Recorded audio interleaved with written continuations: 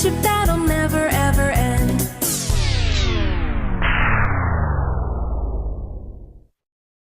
Run!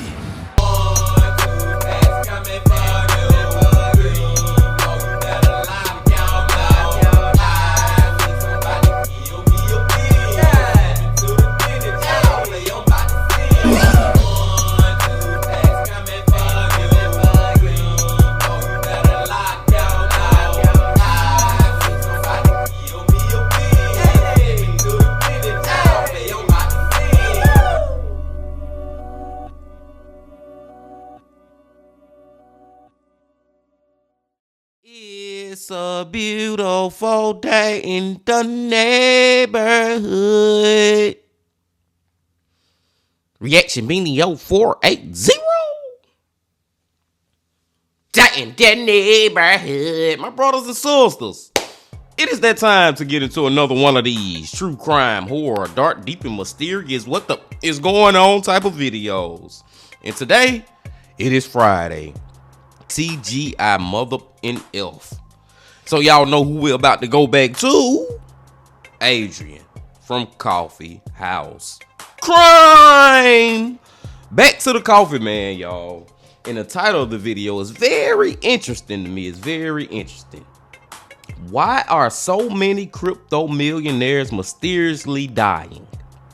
Now, the reason that I say it's interesting to me, y'all, because since probably like 2016, 2017, I have been a crypto investor. And for y'all that don't know nothing about crypto that much or anything, man, I'm just telling y'all, I'm just telling you right now, crypto can make you a lot of money, my brothers and sisters. I'm the right hand of God. You know what I'm saying? I swear that I have made a lot of money off freaking crypto. And I plan to make even more, man. Crypto is something that's gonna blow up way more than it is right now in the future. It's like we just now in the beginning stages of crypto. I'm just gonna throw this out there and then I'm gonna let it go.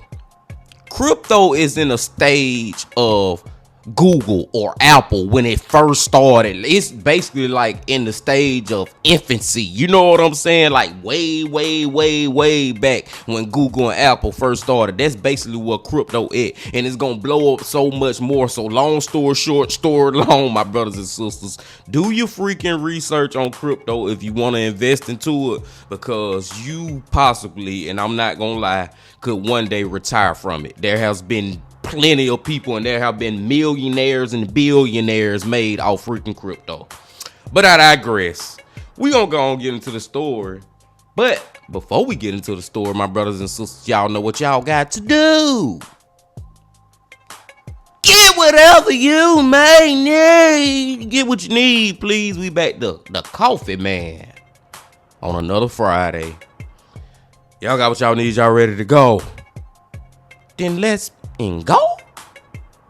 Bodies in suitcases, sudden disappearances, and unexplained deaths. The world of cryptocurrency seems to be experiencing an alarming number of millionaire murders in recent years. But are these just a series of coincidental tragedies? Or is there something far more sinister at play here? With such a volatile and unregulated market, hundreds of millions of dollars up for grabs, and some of the most experienced hackers on the planet trying to find their own slice of the pie, it is no wonder why so many choose to avoid this type of investment entirely. Today, we're traveling across the globe to look at three of the most prolific deaths in cryptocurrency, the mystery that surrounds their deaths, and the possible forces at play in the dark. And I'm sure that all three of these stories will leave you heavily concerned. Welcome back to Coffeehouse Crime, folks. My name is Adrian, and today I have a very interesting video for you. Now, this might be a slightly different format to the usual, but let me assure you it is totally worth watching. Many of these stories are absolutely insane, and ones that I've thought about for weeks now. In this video, I won't be explaining what cryptocurrency is because I think we'll have a rather vague idea by now. But when people discuss the risks behind crypto, they are usually talking about your financial security and not your actual safety. Well, this video puts a whole new perspective on that theory. By the way, I post stories like this up to 2 times a week. If you'd like to see more, please consider subscribing.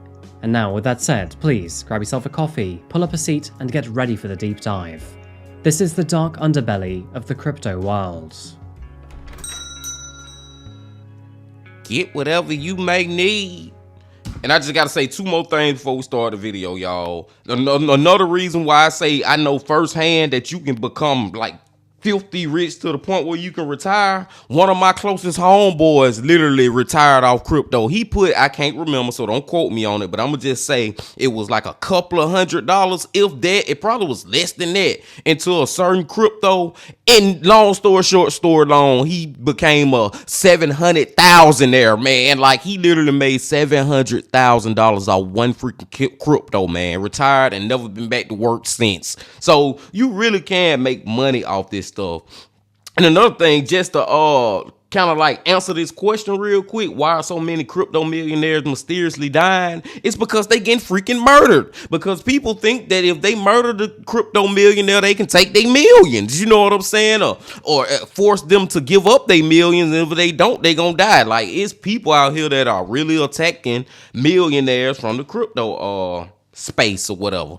But I digress. Let's get into it. Buenos dias, folks. We begin our video today in Argentina, officially known as the Argentine Republic. As one of the largest countries in the world, Argentina has a population to boot, with more than 47 million residents calling this place home. The country is famous for its excellent wine and food, competitive football, music, and of course, tango. I'm talking about the dance, by the way, not the soda. Although Argentina's recorded crime rate is relatively low when compared to the rest of South America, many argue that it doesn't convict quite as many people as it should, thus of course skewing all results and statistics. But at least statistically speaking, it tends to be safer than its neighbors nearby. However, on July the 23rd, 2023, a dark discovery made by 2 children would do nothing to support that calming statement. Found southwest of Buenos Aires city center rests a small region known as Ingeniero Buge. Not even 10 square miles in size, Ingeniero Buge consists of many homes, a few parks, and a nature reserve or 2. It is quite normal for kids to play football in the area, and today was no different. But that is when 2 children, only just old enough to be considered as teenagers, stumbled across an inconspicuous suitcase. The suitcase wasn't here in the previous days they'd played next to the stream, and so, quite understandably, their curiosity got the better of them. As they prodded the suitcase and peered through the zipper, they came across a startling discovery, one they could barely comprehend. Found inside lay the dismembered remains of a white man in his 40s. His limbs Little kids found that. You know what I'm saying, man? They barely teenagers and they seen a body cut up in a suitcase. That is one of those moments that they'll never forget for the rest of their life. That image will always stick in their heads. Had been cleanly cut, with both his head and his torso missing. This was a mortifying discovery. The 2 young boys called the authorities immediately, who, no surprise, locked down the crime scene and then took things over from there. While at the crime scene, investigators found the victim's legs and a left forearm in the suitcase, and after checking the nearby stream, they also found a whole right arm. As mentioned, the body parts were cleanly amputated, suggesting that whoever had done this was likely a professional. And although it was not initially clear who the body belonged to, it wouldn't take investigators long to find out. A 4-letter tattoo on one of the hands made it quite obvious. The body belonged to a man named Fernando Perez Algarba, who had disappeared from the city only 4 days prior. And soon enough, fingerprint analysis would confirm the identity. Now, there were various peculiar details about Fernando's life and the manner of his death, but there would be one thing that everyone would stop to pay attention to, and that was his wealth. Because Fernando was a crypto millionaire. With almost 1 million followers on Instagram, Fernando's profile sported a luxurious lifestyle, sported by crypto and smart decisions. However, judging by the number of likes that some of his posts received, I'm gonna hazard a guess and say that most of his followers were bought. When translated, his Instagram page says, "Tell me what you brag about, and I'll tell you what you lack. Life doesn't owe you anything. He who has magic doesn't need tricks. Now, according to local media, Fernando comes from a rags-to-riches backstory. In his childhood, he used to sell sandwiches and deliver pizzas, before eventually buying rundown vehicles so he could then repair and resell them at a higher price. In an interview, Fernando once said, "I traveled to Paraguay a lot to buy tires. They were much cheaper than in Argentina. This allowed me to refurbish the cars and then resell them at a better price." Moving into his 20s, Fernando transitioned to cryptocurrency, where he is said to have made a fortune by investing and then selling crypto tokens. And by the time he was 24 years old, he had a warehouse full of his own high-end vehicles. In another interview, Fernando said, "I started by investing $100,000 and doubled my profits in 4 days. I started with little study, I didn't have good results. Then I set up an office with 25 traders and realized that I was not the problem. Weak psychology was." Fernando's many Instagram photos show him riding a BMW, Porsche, Bentley, Mercedes, Range Rover, and various other vehicles, many of which were often seen with his cute little dog named Yamas. All of this was peppered between many extravagant photos of him living a lavish lifestyle, often wearing fancy watches and traveling to many exotic locations. After growing up in Argentina, Fernando moved to the United States, where he registered several companies, including a jet ski rental business which was found in Miami. In the months before his death, he decided to move to Spain, occasionally visiting Argentina for family and business-related purposes. But unfortunately, upon his most recent return, something terrible had happened to him, and now his body was found in the river in multiple pieces. 3 days. Right now, I'm wondering, like, who actually did this, y'all. And I don't even know if we gonna get an answer. You know what I'm saying, man? All 3 of these cases that we checking out might be all unsolved. Oh my God, that's terrible to think about. But I'm wondering, like, the killer, did they actually know this guy? Was they just stalking him? Did they just see him from afar, as far as like on freaking Facebook, Instagram, on social media, whatever, and seeing him? Did y'all see all those cars and shit? He looked like he got about $1 billion in his bank account, man. So, man, if y'all got money like that, I ain't telling you what to do with your money, but I don't know if flaunting it is the best thing. I don't know, y'all, man. Do what you can do. I ain't trying to get no damn advice, but there are people out here who looking. Now, I'll just leave it at that. Let's go. After his limbs were discovered, officers responded to yet another concerning phone call, with this one also being made by another member of the public. Someone had come across a human torso, and after investigating the crime scene, detectives soon found a human head in a backpack nearby. It was very quickly established that both the head and the torso belonged to Fernando. According to his autopsy reports, he was shot 3 times in the chest, though, according to some media outlets, it was twice in the back. And sadly, this is where Fernando's story slowly begins to unravel.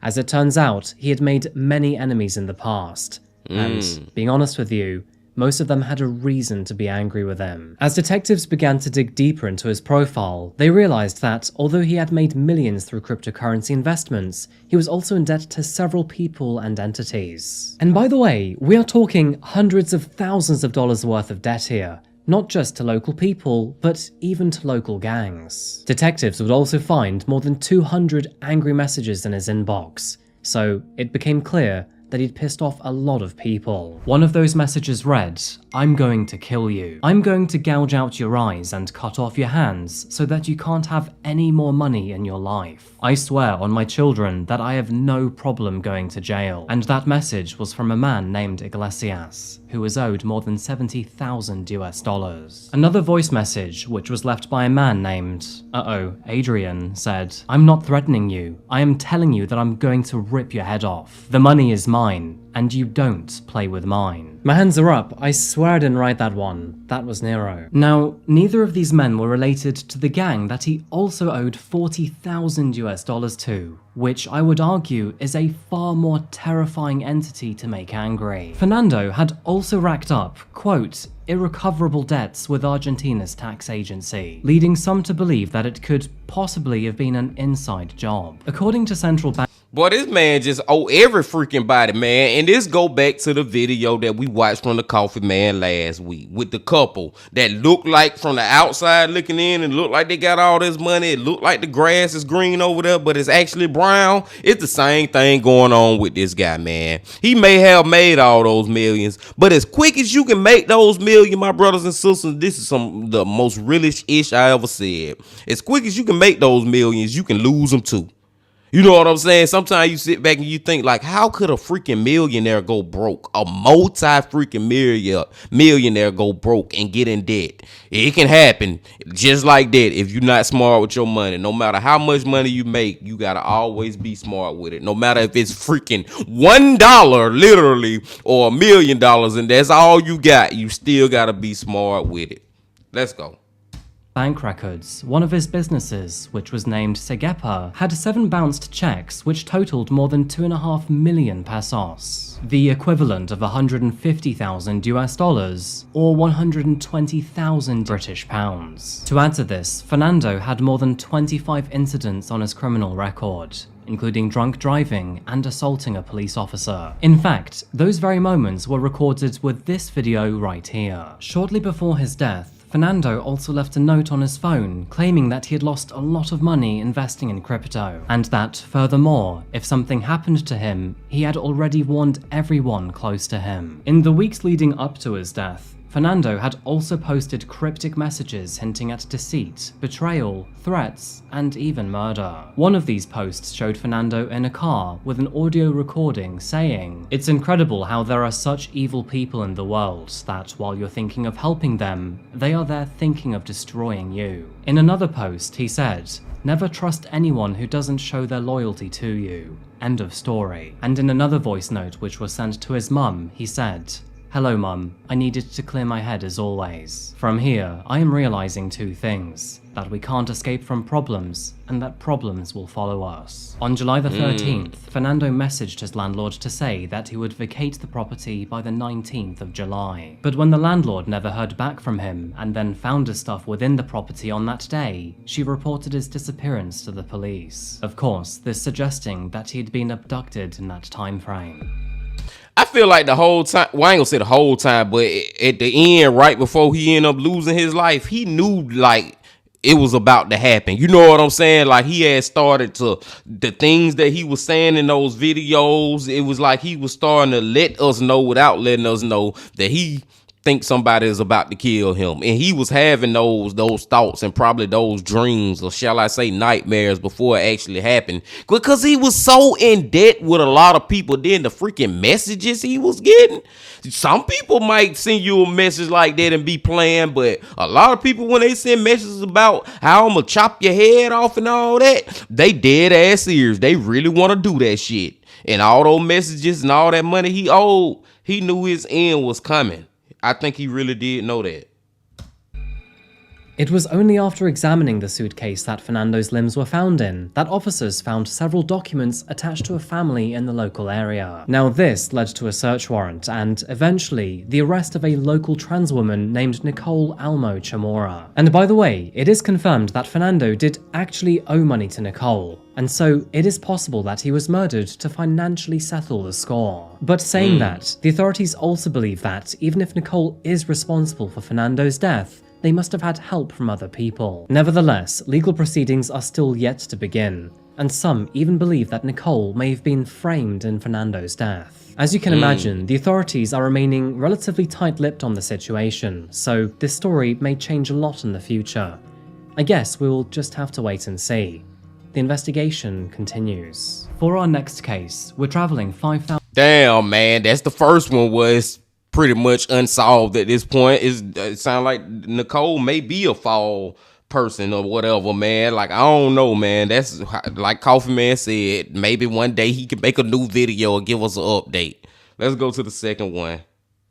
1,000 miles north from the cities and jungles of Argentina to more familiar territory. Welcome to the Ozarks, folks, a physiographic region that spans multiple states, but most notably Arkansas and Missouri, both of which are crucial in this case. Now, you might be familiar with this region for Netflix's wildly successful series named The Ozarks, and unfortunately, this story does not help paint a friendlier picture.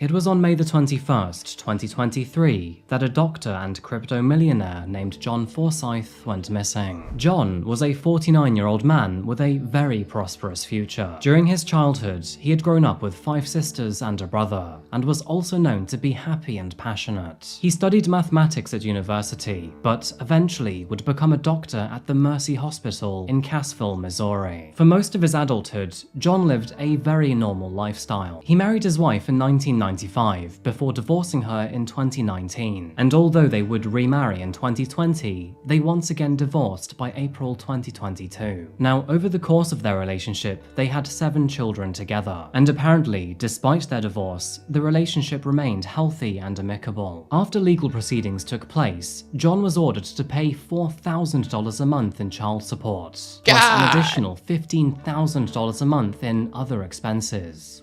Dude, how in the hell he gonna pay all that? Did y'all just hear that, man? That man paying $4,000 goddamn dollars a month in child support, and then another $15,000. Man, dude, how you gonna pay all that and actually live like a month?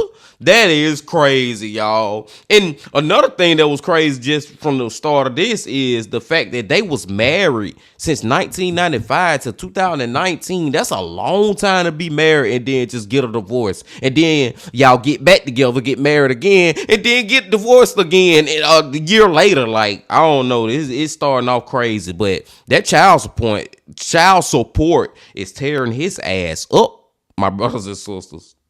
Whatever that means. I mean, that sounds a lot to me, but maybe that's just normal in these situations. Honestly, I wouldn't know. Now, fortunately, John could easily afford these payments. And that wasn't just because he was a doctor. The truth is that he was also a cryptocurrency millionaire. To put things bluntly, Mr. Forsyth was one of the early ones. He mined and owned Bitcoin in 2016, back when its value was dirt cheap, and then held on to it through the peaks and troughs. John also co-founded OnfoCoin, a referral-based cryptocurrency project dubbed the People's Currency. He also played a crucial role in developing blockchain technology and decentralized finance, making him a well-respected cryptocurrency community man. In his own words, it became obvious to me that math-based currencies like Bitcoin would eventually supplant sovereign notes. I mined Bitcoin very early and then held on to them, and the massive appreciation of those assets allowed me to invest in another cryptocurrency. It is worth noting here that John always had a solid reputation of helping others, not just at work, but back at home with family and friends too. I mean, it comes with being a doctor,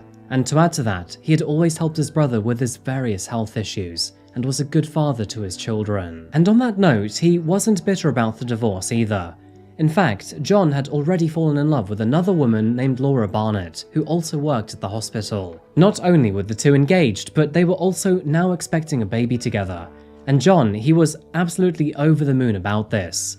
And apparently, according to his brother, he was the happiest he had been in many years. Now, with so much going on in his life, it was quite normal for John to section certain aspects of it away from close friends and family. And so, while he was a caring and kind person, he was also rather crafty with what he told them about his crypto business. Again though, John seemed extraordinarily happy with his life and the direction it was going. That was, of course, until he vanished. On Sunday, May the 21st, 2023, something was clearly wrong when John missed his 7 p.m. shift at the hospital. Now, John had never missed a shift before without telling anyone in the 15 years he had been there. So, this was an immediate red flag to his colleagues and loved ones when he suddenly vanished. At the time of his disappearance, John was living in an RV next to the hospital where he worked. so Damn. bad traffic was off the list of excuses. When the authorities got there, they found it to be unlocked, and that, furthermore, he had left his 5 cell phones, laptop, and keys inside. And only 2 days later, they found his black Infiniti sedan abandoned nearby at the Cassville Aquatic Park. His car For some reason, y'all, I got a feeling whoever did this actually worked at the hospital with him. Just because of the fact that he had his RV basically in the same parking lot as the hospital or whatever. So it was somebody who worked with him, who knew about the cryptocurrency, knew he was a rich mother, and knew that he was basically living right by the freaking hospital, man, because he probably was one of those surgeons that spend probably 18, 20 hours a day sometime at the hospital. You know what I'm saying? And that's another thing I gotta say about him. Like, I believe he really loved doing his job as far as like being a doctor, a surgeon, or whatever, because he didn't have to really do this. He a freaking crypto millionaire.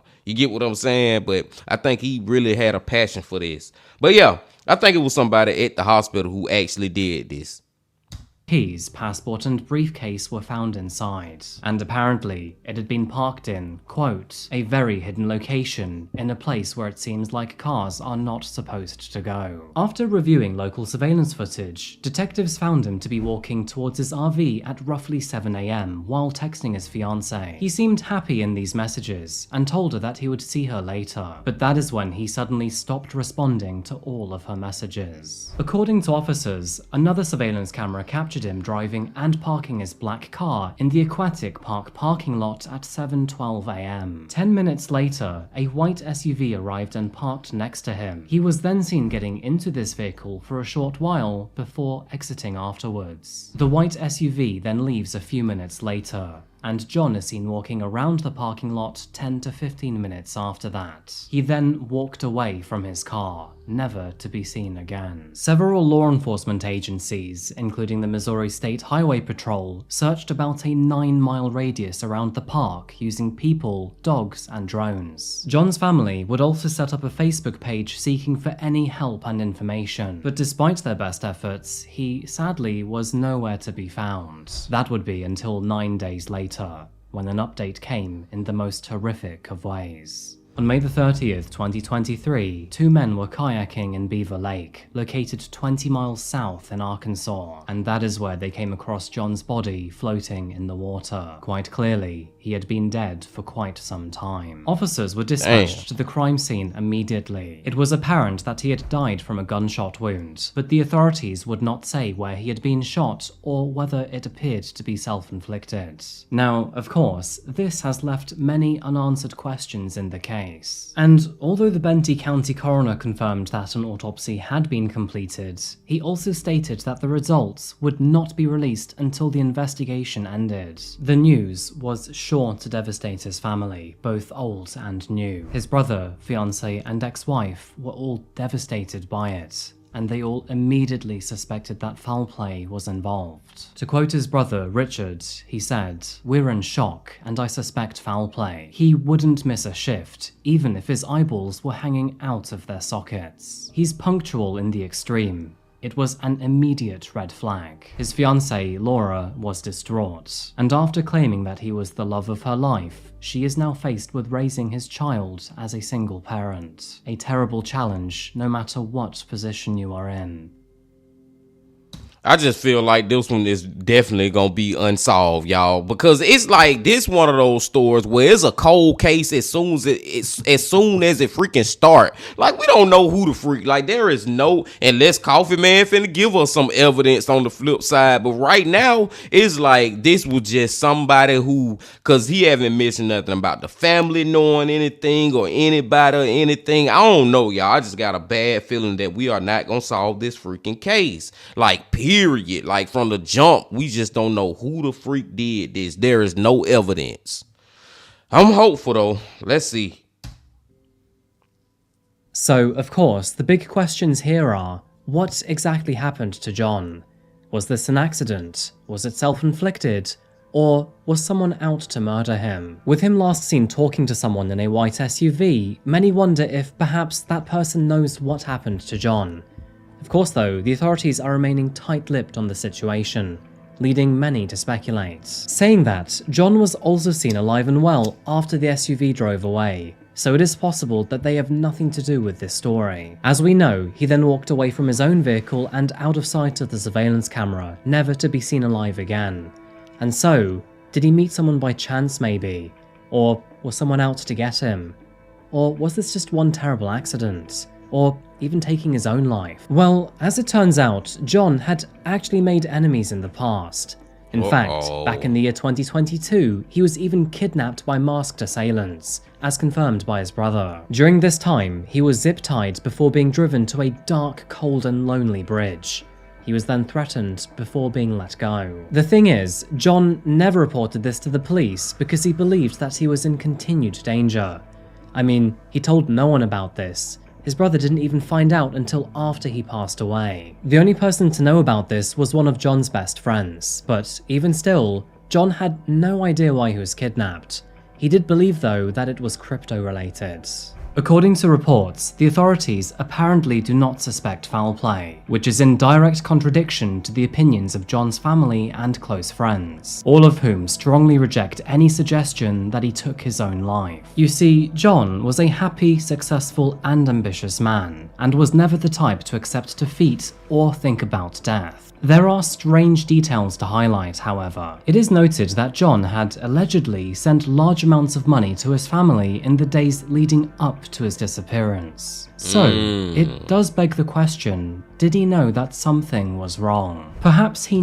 Now this story is starting to sound a lot similar to the first one with Fernando, man, as far as like just probably knowing that they time ending, you know what I'm saying, and getting clues and signs. This dude literally got freaking kidnapped before, and he thinking it's related to crypto. What else could it be related to? You know what I'm saying? That's the only thing that I think it would be.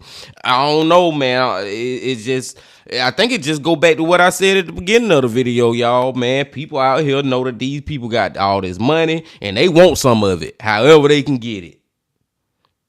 He knew that someone was after him, or maybe he was thinking about the end of the road. On the flip side, he did ask Laura to marry him only 3 days before disappearing, which is not something you'd expect from a man who was contemplating death. To add to this, he was also aware that she was now pregnant with his child. Wow. And John was a very caring and thoughtful man. Kidnapping Okay, now that changed it up a little bit, man. He literally just proposed 3 days earlier, and he had a baby on the way. So I don't know, man. I don't know, y'all. It's hard to say with stuff like this. Maybe things like that were just in the back of his head, but he was still trying to be positive and continue his life. But he was in a just in case type of situation. I do end up losing my life. I don't know, man. Let's go. Aside, John also experienced long feuds with other people online, some of whom would even hack his computer and deliberately try to cause him harm. So maybe they decided to take things one step further and end his life. There are issues within the investigation itself too. When John's family inquired about how they identified his body, detectives allegedly responded by saying that they recognized his face, and simply that was it. In addition to this, forensic test results have never been disclosed to the public, and apparently there are no leads or interviews in the current investigation. Quite frankly, a lot of this sounds quite suspicious to me. It is worth remembering though that the authorities may know much more than they are currently leading on, and of course that is to maximize the potential chances of catching a potential murderer. So, was John murdered, or did he take his own life? And with this investigation so patchy, can we be sure to trust? So, was John murdered, or did he take his own life? And while there may be a valid reason why this case seems so patchy at the moment, can we really be sure why? Much like our previous case, this one is shrouded in mystery, and the investigation still continues to this day. And John's family, old and new, still struggle in smoke and mirrors.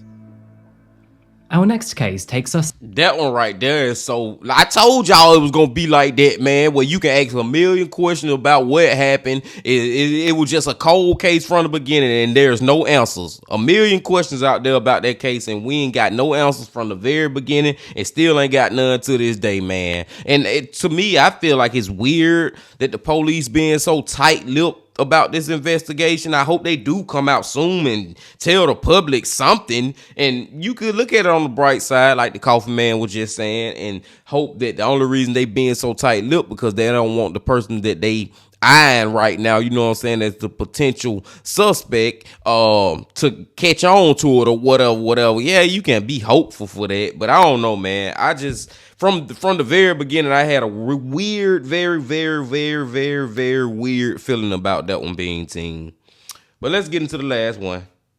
South to the Caribbean island of Puerto Rico. With a population of 3.2 million residents and a gorgeous climate, Puerto Rico is a busy island that attracts plenty of tourists. Its rather unique position as an unincorporated US territory also means that many wealthy Americans can appreciate the country as a low-tax jurisdiction. Now, I'm not implying that anyone in this story is guilty of such a thing, but it is worth highlighting. In the year 2022, 29-year-old Nikolai Meshegian spent most of his time between his home in Florida and on the island of Puerto Rico. And although he was born in Russia, he and his family moved to the US when he was just a small child. Nikolai attended Carnegie Mellon University, where he graduated in the year 2014. While at university, he showed a keen interest in technology and finance, eventually leading him to cryptocurrency. Much like our other characters, he was a major player in the crypto scene. You see, Nikolai was an early developer of MakerDAO and played a pivotal role in developing stablecoin systems. These stablecoins are designed to minimize the volatility typically associated with cryptocurrencies, therefore making them more suitable for everyday transactions and financial applications. His efforts here were for a very good cause. Nikolai advocated for a more transparent and decentralized system and was seen as an influential developer who wanted to change the landscape around him. As an early developer and co-founder of MakerDAO, Nikolai made a lot of money. Now, it is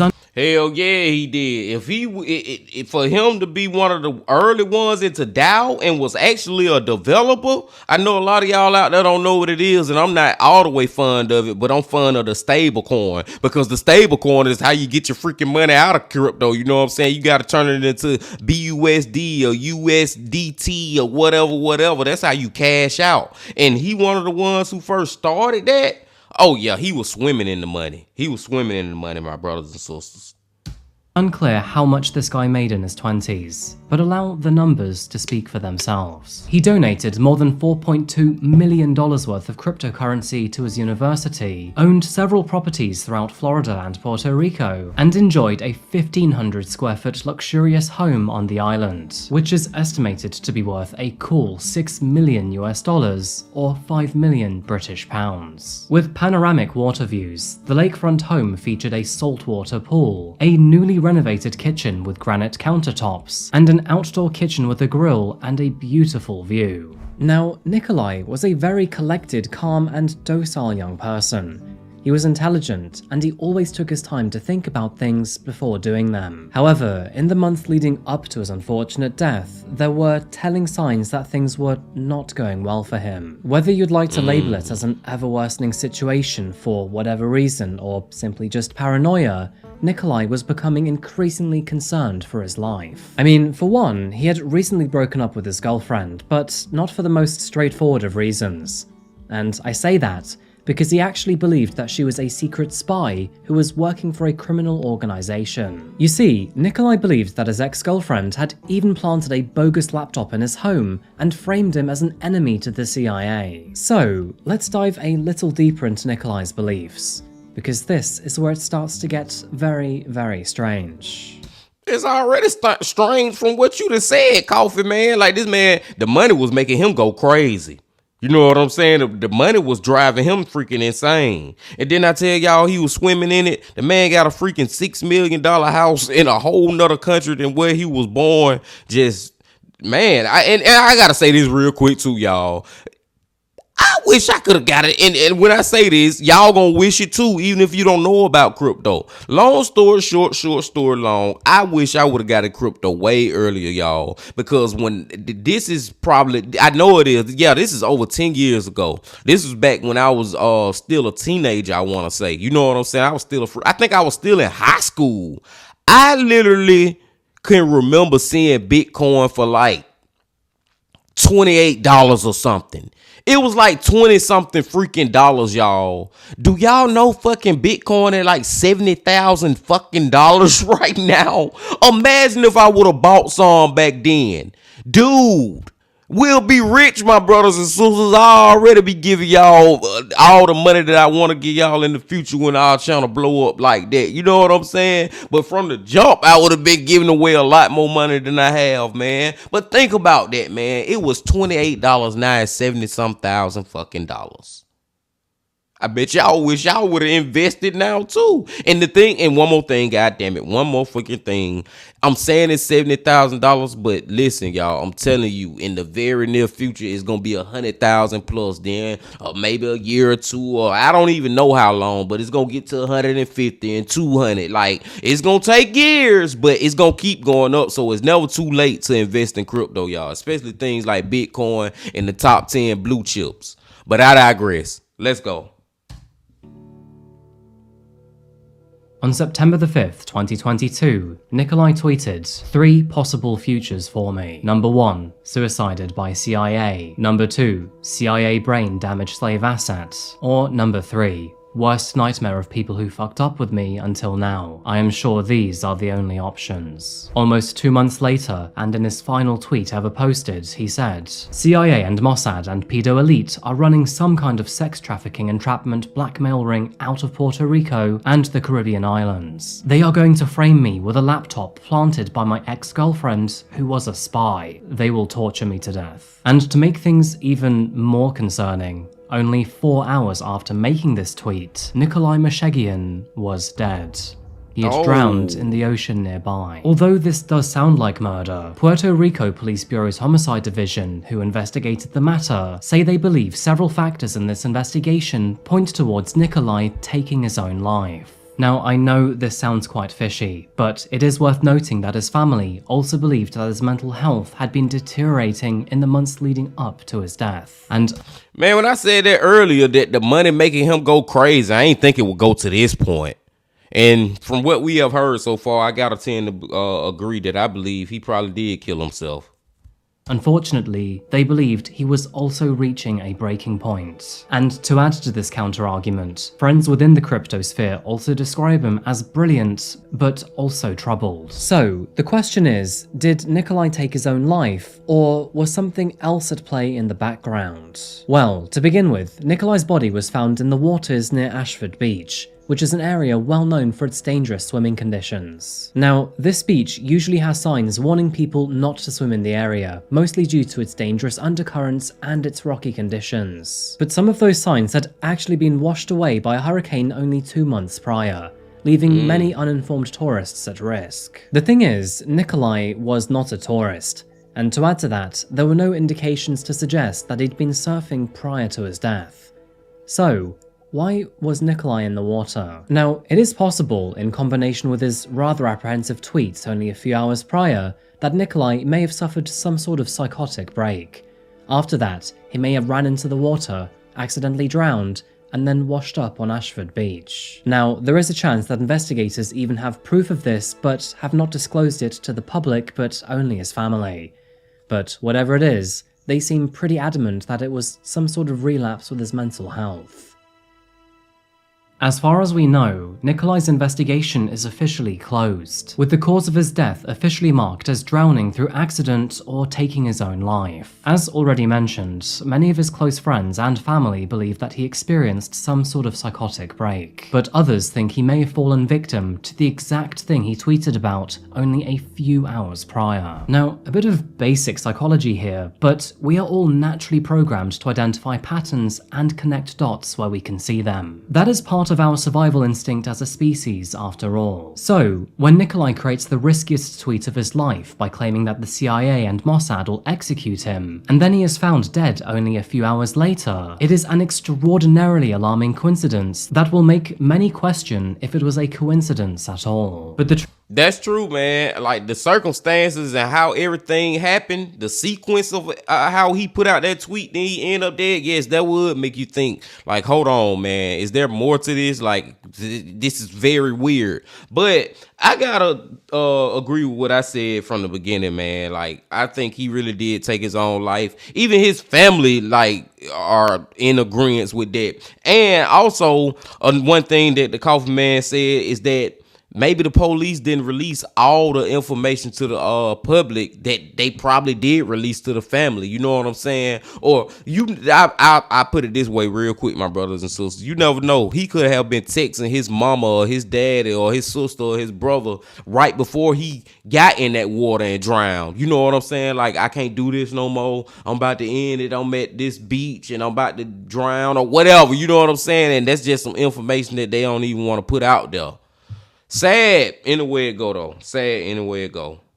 Truth is that Nikolai's mental health had been dwindling in the months leading up to his death, so it is possible that this was simply a self-inflicted accident that may have ended in tragedy. Sad. Now, cryptocurrency assets are volatile and a high-risk investment, but usually that definition implies a risk to the money you put into crypto and not your actual life. Now, I'm not going to cover the basics of investment, but what I will say is that you should not worry about death through crypto. All of the stories we have covered here today involve men who are heavily invested into cryptocurrency, and by heavily, I mean far into the millions. Fernando was wrong to owe money to so many people, and as for Nikolai, he may have simply been neglecting his already poor mental health. But I will admit that John's story is shrouded in mystery. So with that in mind, what are your thoughts about these three stories? I would love to know your opinions because these three are so open-ended. As always, let me know what you think in the comments down below, and while you're there, let me know what you think about this format of video. It was slightly different, but I actually quite enjoyed this one. And would you like to see more cryptocurrency cases? Because, quite honestly, there are tons out there. Anyway folks, that's pretty much the end of the video today. Thank you so much for making it this far. As always, if you want to support me in the channel, check out my Patreon here. Alternatively, check out my social media here, most notably my Instagram. And also, if you want to grab a bag of my very own coffee, check out classifiedcoffeeco.com. This stuff is seriously good. I've gone through about a dozen bags now. Anyway folks, that is it for me today. Thank you again so much for watching, and as always, I'll see you again very soon for another one. Until that moment arrives though, remember to look after yourself, look after each other, and of course, as always, stay safe. Thank you, and goodbye. My brothers and sisters, man, listen, I think this is the first time we ever watched a video where all three of the freaking cases, 3 cases in one video, all of them unsolved pretty much, man. Like, the one that's, like Coffee Man said though, the one that's really unsolved is freaking, I think his name was John, the second case. Like, we just don't, you can come up with a million different freaking theories and conspiracies about what happened in that one, man. This most recent one, it's just like, I seriously think he did that to himself, man. He killed himself, man. Sad as it may be, and one thing that just really made me believe that's probably what it is that his family is so content with it, man. You know what I'm saying? They not even fighting back or still looking for answers or nothing. So you never know what information they may have within the family that us as the public just don't know. And the first one, and as I said real quick, I said I believe that he killed himself, but it's still open-ended. We don't know that for sure because there is a possible freaking ability. Now, I'm not gonna say it's the CIA and all that stuff he was texting, but there is a possibility that somebody could have murdered him. Now, it's still a possibility. It's not open, closed, shut case, whatever that. I'm supposed to say that shit right there. But as far as the first one, man, dude owed a lot of people a lot of money, y'all. like a serious amount of money. You know what I'm saying? Not fucking $20 here, $20 there. We talking about 20,000 here, 20,000 there. That's a lot of freaking money to be owing people, man. And then the persona he was putting on, it was just like the video we watched from last week. You putting on this persona, but you really ain't got the money like that. And another thing that's crazy about his case is at one point he did have the money like that. He just made terrible decisions with his money and ended up going back broke. I can't fathom it, but I know it's real, man, because it has happened. We just heard about it now, and I'm pretty sure y'all heard about it before. That is literally freaking people who are millionaires who go broke. We know celebrities who have had to file bankrupt and all that craziness. So it's real out here, y'all. But it's just for me personally, I can't even fathom me doing it. I can't see it. I can't see it. But I digress. This was a great video from the Coffee Man, y'all. I appreciate y'all coming on back once again, my friends. Before y'all leave, as always, please hit that like button, comment, subscribe if you ain't did that yet, and come on back tomorrow for another AJ. I literally just forgot who the fuck I been saying, y'all. AJ from the Coffeehouse. But until then, my friends, I also got this to say. Love, peace, and happiness. Stay safe. Don't stop. Keep going. Yeah.